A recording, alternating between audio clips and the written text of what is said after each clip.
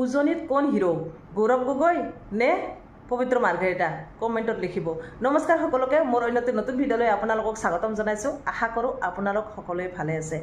আমি দেখিছো জানিছো যে লোকসভা সমষ্টি এবাৰ লোকসভা নিৰ্বাচনত জৰহাট সমষ্টিৰ পৰা গৌৰৱ গগৈ খুবে জনপ্ৰিয়তা লাভ কৰিলে গৌৰৱ গগৈ বিপুল ভোটত জয়ী হৈছে কাৰণে গৌৰৱ গগৈৰ নাম এটা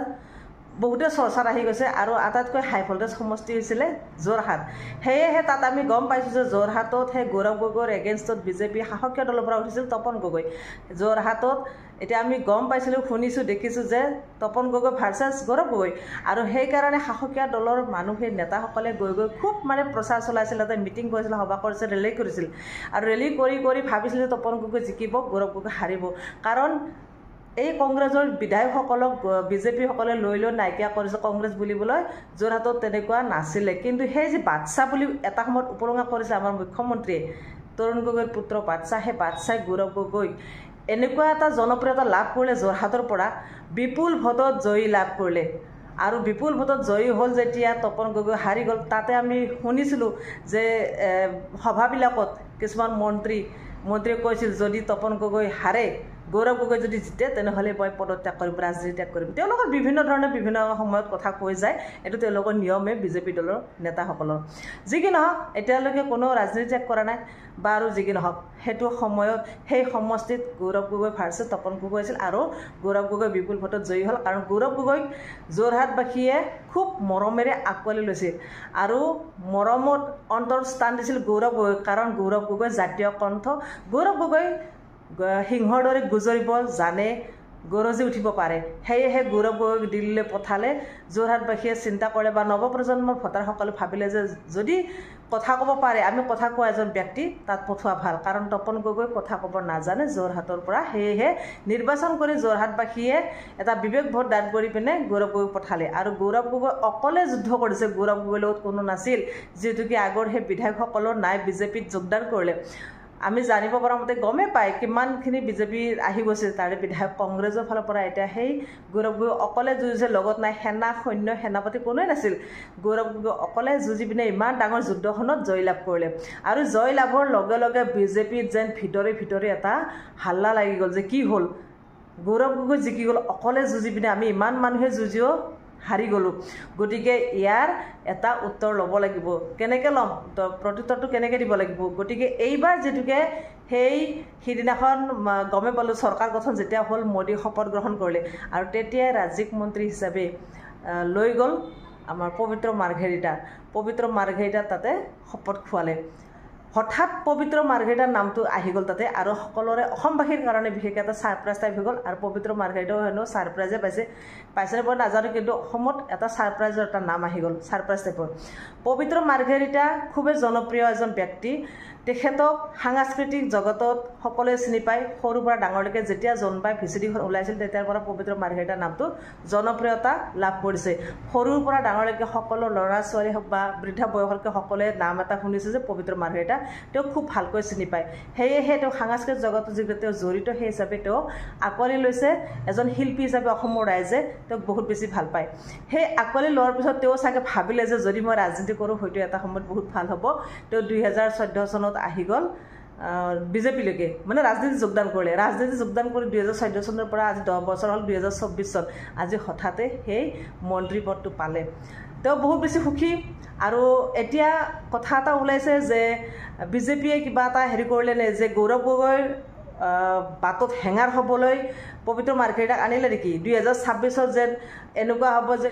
আগতে এইবাৰ লোকসভা নিৰ্বাচন হৈছিল যে গৌৰৱ গগৈ ভাৰ্চেছ তপন গগৈ কিন্তু এইবাৰ বিধানসভা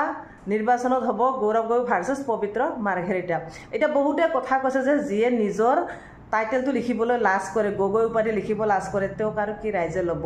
কিন্তু তেনেকুৱা কথা নহয় আমি জানিছোঁ তেখেতে মাৰ্ঘেৰিটা নামটো এটা কাৰণতে দিছিল কাৰণ তেওঁক যিটো অসমবাসীয়ে চিনি পায় মাৰ্ঘেৰিটা তেওঁ যাতে মাৰ্ঘেৰিটাৰ যে এজন ল'ৰা মাৰ্ঘেৰিটা যে এজন ব্যক্তি সেই কথাটো অসম ৰাইজে জানক বুলি ফুটাই উঠিছিল যে মাৰ্ঘেৰিটা লিখিছিল তেওঁ পবিত্ৰ মাৰ্ঘেৰিটা সেইটোৱে হ'ব পাৰে চাগে অসমৰ ৰাইজে সেইকাৰণে জানে যে মাৰ্ঘেৰিটাৰ মানুহ হয় গতিকে তেওঁ মাৰ্ঘেৰিটা লিখিছিল হয়তো এইবাৰ চাগে গগৈ হ'ব যি কি নহওক এতিয়া গৌৰৱ গগৈক পাতৰ হেঙাৰ হ'বলৈ চাগে পবিত্ৰ মাৰ্ঘেৰিটা আহিছে এতিয়া বহুতে কৈছে যে গৌৰৱ গগৈক অসমৰ ৰাইজে নহয় যোৰহাটৰ ৰাইজে ভোট দি পিনে যোৰহাটৰ সমষ্টিৰ মানুহে ভোট দি পিনে লোকসভাত তেওঁক নিৰ্বাচন কৰাইছে জিকাইছে তেওঁক বিজয়ী কৰিছে কিন্তু পবিত্ৰ মাৰ্ঘেৰিটা এবাৰ ৰাজনীতি কৰি চাওক এবাৰ নিৰ্বাচন খেলি চাওক তেতিয়া গম পাব পবিত্ৰ মাৰ্ঘেৰিটা ৰাইজৰ ভোটত জয়ী হোৱা নাই তেওঁ আজি বিজেপি দলৰ পৰা তেওঁ আজি মন্ত্ৰী পদ পাইছে তেওঁক মন্ত্ৰী পদ দিছে সেইটো বেলেগ কথা কিন্তু ৰাইজৰ ভোটত জয়ী হোৱা নাই গতিকে গৌৰৱক প্ৰত্যক্ষভাৱে ৰাইজে জয়ী কৰিছে গতিকে গৌৰৱ অসমৰ ৰাইজৰ বুকুৰ মাজত থাকিব অসমৰ এটা উজ্জ্বল নক্ষত্ৰ বুলি বহুতে কয় অসমৰ সোণ হিচাপে তেওঁ উজ্বলি থকাটো বিচাৰে এতিয়া যেনেকৈ 2026 চন আহি আছে 26ৰ ইলেকশ্যন কি হ'ব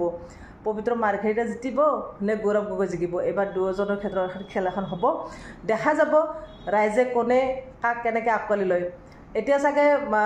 ভাবিছে যে দুই গগৈৰ মাজত এখন যুঁজ হওক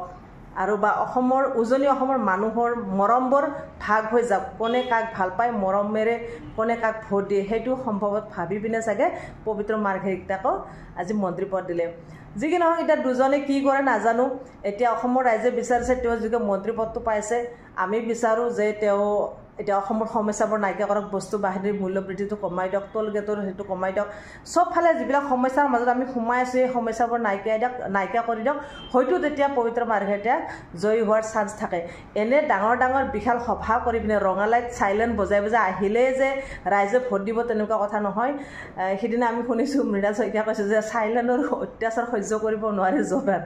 যোৰহাটবাসীয়ে গৌৰৱ গগৈক ভোট দিলে ইমান চাইলেণ্ট বজাই হৰেণ বজাই গাড়ীবোৰ আহি থাকে সভা ইয়াত এখন মিটিং তাত এখন মিটিং ইয়াৰ পৰা মানুহ তাত নিছে তাৰ পৰা মানুহ তাত নিছে গতিকে সভাৰ মিটিঙৰ ভাষণ আৰু কিমান শুনিব সেয়েহে অসমৰ মানে যোৰহাটৰ ৰাইজে চিন্তা কৰি গৌৰৱক ভোট দিছে এইবাৰ যাতে তেনেকুৱা নহয় এবাৰ বিজেপিৰ মানুহখিনিও বুজি লওক যে আমি উন্নতি কৰিব লাগিব বা মানুহৰ সমস্যাৰ মাজত আমি সোমাই যাব লাগিব সমস্যাবোৰ যাতে নাইকিয়া কৰিব পাৰোঁ সেইটো চিন্তা কৰি তেওঁলোকে যদি আগন্তুক আহি থকা দিনকেইটা যাতে কাম কৰি যায় ভালদৰে তেতিয়াহ'লে হয়তো পবিত্ৰ মাৰ্ঘেৰিটাৰ জনপ্ৰিয়তা হ'ব পাৰে এতিয়া গৌৰৱ গগৈ আশাৰ চাকি গৌৰৱ গগৈলৈ বহুতে আশা দেখিছে সপোন দেখিছে গৌৰৱ গগৈ সেয়েহে জয়ী কৰিছে যোৰহাটৰ ৰাইজে ভোট দি পিনে এতিয়া পবিত্ৰ মাৰ্ঘেৰিটাৰ ক্ষেত্ৰত গম পোৱা হোৱা নাই 2026ত গম পোৱা যাব এইকেইদিনত যদি কামখিনি ভালদৰে কৰে হয়তো সম্ভৱতঃ পবিত্ৰ মাৰ্ঘেৰিটা জয়ী হ'ব পাৰে যি কি নহওক এতিয়া আপোনালোকৰ মন্তব্যবিলাক জনাব কোন হিৰো উজনি অসমত হিৰো কোন গৌৰৱ গগৈ নে পবিত্ৰ মাৰ্ঘেৰিটা কাৰ কি মনৰ ভাৱ আপোনালোকৰ সকলোৰে অধিকাৰ আছে কমেণ্ট বক্সত জনাব কমেণ্ট বক্স অন কৰি থৈছোঁ অপেন কৰি থৈছোঁ তেনেহ'লে আজিলৈ ভিডিঅ'টো ইয়াতে সামৰিছোঁ আজিলৈ বাই বাই